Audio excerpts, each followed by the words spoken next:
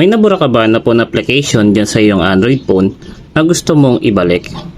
Pero hindi mo na maalala kung anong pangalan ng phone application na yon at ang natatandaan mo na lang ay yung itsura ng logo ng phone application na nabura mo.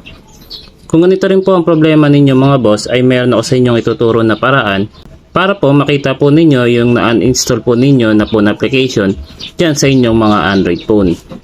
At kung gusto niyo po ng mga ganitong video phone tutorial, ay huwag niyo po sanang kalimutan na i-follow ang aking Facebook page para lagi po kayong updated sa aking mga susunod na video. Ngayon mga boss, para makita niyo po kung ano po yung application yung na-uninstall niyo po dyan sa inyong mga Android phone at gusto niyo pong ibalik, ang kailangan niyo lang gawin mga boss para makita po uli yung application na yon, ay pumunta lang po dyan sa inyong mga Google Play Store. Pinutin niyo lang po yung Google Play Store. Ngayon mga boss, kapag nandito na kayo sa inyong mga Google Play Store, ang sunod nyo naman pong gagawin dito ay pumunta lang po sa account ng inyong mga Google Play Store. Pinutin nyo lang po itong bilog na ito. Ngayon mga boss, dito kapag nandito na kayo sa account, sa ibaba po ay meron po kayong makikita ng mga option.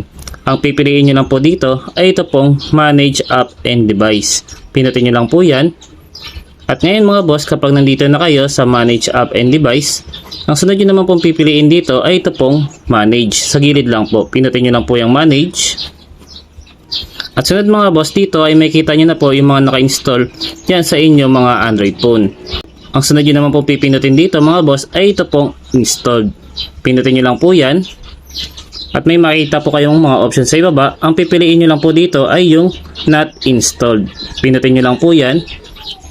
Ngayon mga boss, dito ay makikita nyo na po lahat ng phone application na binura nyo po dyan sa inyong mga Android phone.